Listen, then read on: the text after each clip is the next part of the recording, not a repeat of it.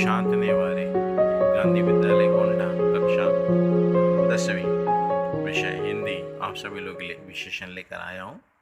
तो देखते हैं विशेषण। तो विशेषण क्या है? जो शब्द संज्ञा या सर्वनाम शब्दों की विशेषता अर्थात उनके गुण, दोष, रूप, आकार आदि, संख्या आदि का बोध कराते हैं, उन्हें विशेषण कहते हैं। तो वाक्य में ऐसा शब्द जो संज्ञा या सर्वनाम शब्दों की विशेषता, उनके गुण, दोष, रूप, आकार, संख्या का बोध कराता है, उन्हें विशेषण कहते हैं। तो उसी प्रकार जिस संज्ञा या सर्वनाम की विशेषता बताई जाए उसे विशेष्य कहते हैं। तो विशेष्य किसे कहते हैं? तो संज्ञा या सर्वनाम की विशेषता बताई जाए उसे विशेष्य कहते हैं। तो यहाँ पे विशेषण और विशेष्य ऐसे दो प्रकार है। तो समझने के लिए कुछ उदाहरण यहाँ पे देखेंगे छात्रों।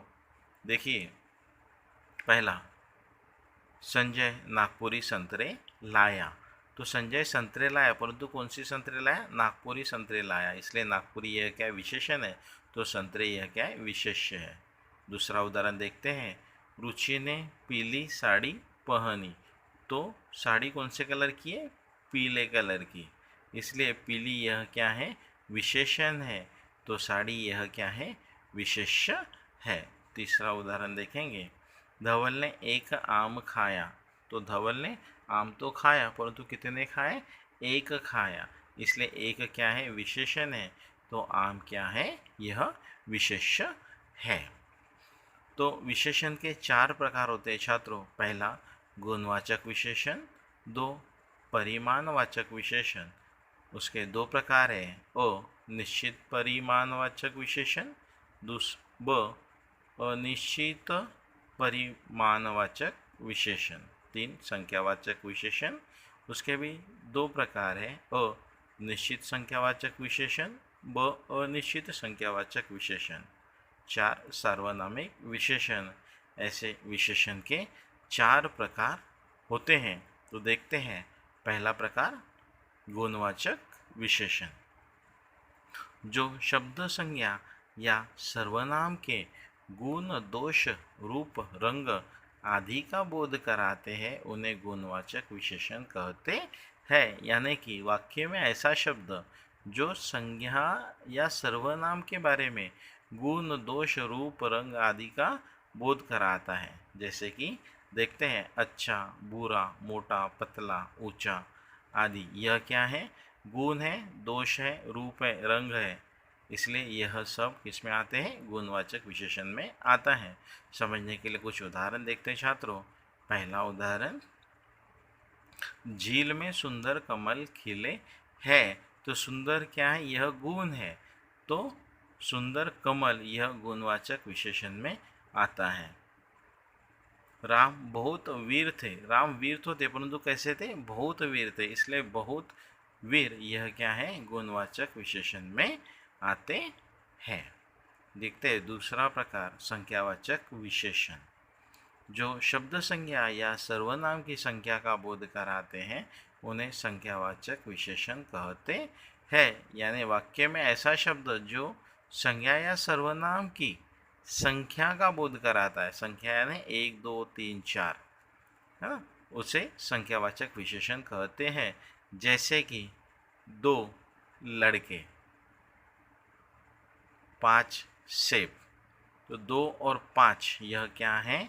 एक संख्या है, इसलिए 2 लड़के और 5 यह क्या है? संख्यावाचक विशेषण है। तो यहाँ पे समझने के लिए कुछ उदाहरण यहाँ पे हम लोग देखेंगे छात्रों। देखते हैं। पहला उदाहरण, मनु को एक रसगुल्ला दे दो। और टोकरी में कितने सेब है? एक क्या है? संख्या है, इसलिए एक रसगुल्ला यह संख्यावाचक विशेषण में आता है। तो कितने? तो कितने यह भी एक संख्या आता है, अनिश्चित संख्या, इसलिए कितने सेब यह भी संख्यावाचक विशेषण में आता है। तो संख्यावाचक विशेषण के दो भेद होते हैं। पहला देखते हैं, क, निश्चित संख्यावाचक विशेषण। जो शब्द संज्ञा या सर्वनाम की निश्चित संख्या का बोध कराते हैं, उन्हें निश्चित संख्यावाचक विशेषण कहते हैं। यानी यहाँ पे हमें छात्रों निश्चित संख्या का बोध हो रहा है। निश्चित संख्या यानी 1 2 3 4 5 ऐसी निश्चित संख्या उनका बोध होता है, उन्हें निश्चित संख्यावाचक विशेषण कहते हैं। जैसे कि 3 घोड़े 10 दिशाएं। 3 और 10 यह क्या है? निश्चित संख्या यहाँ पे दर्शाई गई है, इसलिए 3 घोड़े और 10 दिशाएं यह क्या है? निश्चित संख्यावाचक विशेषण है। तो समझने के लिए कुछ उदाहरण यहाँ पे देखेंगे छात्रों। देखते हैं पहला उदाहरण, चाचा जी केवल 15 मिनट हमारे साथ रहेंगे। तो 15 यह क्या है? निश्चित संख्या है, इसलिए 15 मिनट यह क्या है? निश्चित संख्यावाचक विशेषण है। तो दूसरा प्रकार देखेंगे हम लोग यहाँ पे, मेरी कक्षा के 5 लड़के जिला स्तर की खेल प्रतियोगिता के लिए चुने गए। तो 5 यह क्या है? निश्चित संख्या है, इसलिए 5 लड़के यह क्या है? निश्चित संख्यावाचक विशेषण है। दूसरा प्रकार देखेंगे छात्रों, अनिश्चित संख्यावाचक विशेषण जो शब्द संज्ञा या सर्वनाम की अनिश्चित संख्या का बोध कराते हैं, उन्हें अनिश्चित संख्यावाचक विशेषण कहते हैं। यानी हमें यहाँ पे निश्चित संख्या का बोध नहीं हो रहा है, इसलिए इन्हें अनिश्चित संख्यावाचक विशेषण कहते हैं। जैसे कि यहाँ पे देखेंगे, कुछ बच्चे अनेक नगर।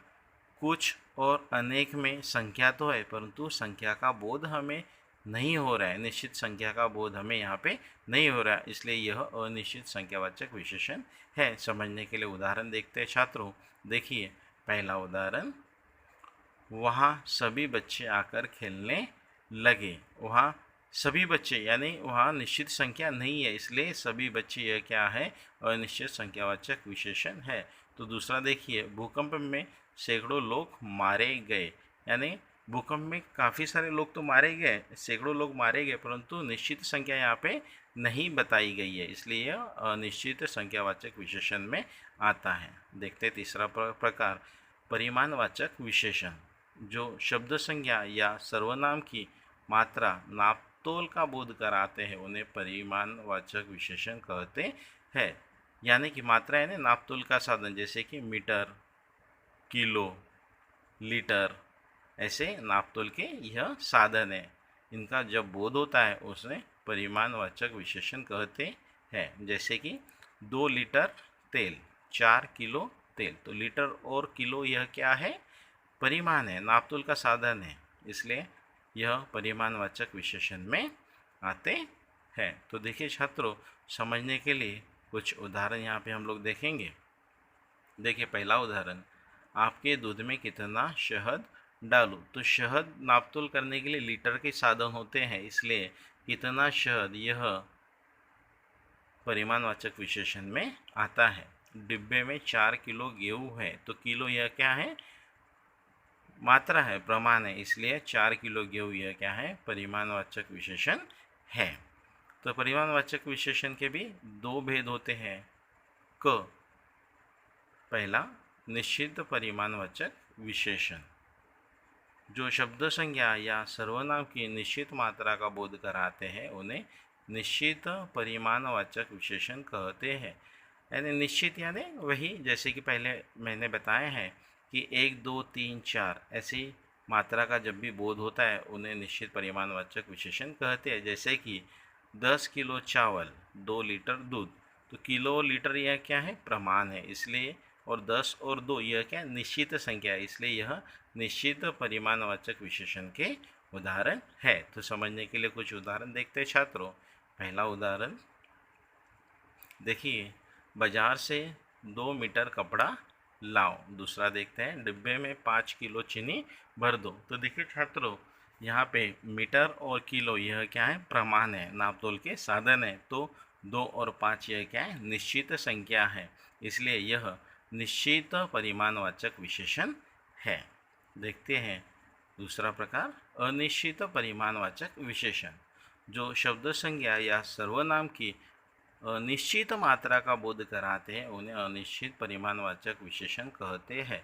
यानी कि देखिए यहाँ पे छात्रों, यहाँ पे हमें संख्या का बोध नहीं हो रहा है, इसलिए यह अनिश्चित परिमाणवाचक विशेषण में आते हैं।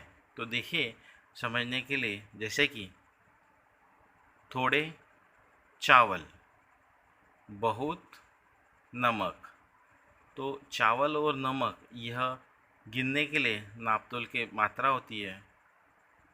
तो थोड़े और बहुत इसमें हमें निश्चित संख्या का बोध नहीं हो रहा है, इसलिए यह अनिश्चित परिमाणवाचक विशेषण है। तो यहाँ समझने के लिए उदाहरण देखते हैं। पहला, चाय में कम चीनी लेनी चाहिए, भोजन में थोड़ा तेल आवश्यक है। चीनी और तेल यह गिनने के लिए लीटर या फिर किलो के साधन होते हैं, और कम और थोड़े में हमें निश्चित संख्या का बोध नहीं हो रहा है, इसलिए कम चीनी और थोड़ा तेल यह क्या है, अनिश्चित परिमाणवाचक विशेषण है। चौथा प्रकार देखेंगे, सार्वनामिक विशेषण। जो सर्वनाम शब्द वाक्य में विशेषण का कार्य करते हैं उन्हें सार्वनामिक विशेषण कहते हैं। यानी यहाँ पे सर्वनाम खुद वाक्य में विशेषण का कार्य कर रहे हैं, इसलिए सर्वनामिक विशेषण कहते हैं। जैसे कि वह आदमी, यह घर। तो वह और यह क्या है, सर्वनाम है, और यह अपने आप में अपनी विशेषता बता रहे हैं, इसलिए यह सर्वनामिक विशेषण के उदाहरण है। समझने के लिए कुछ उदाहरण देखते हैं छात्रों। देखिए, यही घर मेरा है, मेरा कोट लाओ। तो यही और मेरा यह क्या है, सर्वनाम है, इसलिए यही घर और मेरा कोट यह क्या है, सार्वनामिक विशेषण है। समझ में आया छात्रों? धन्यवाद।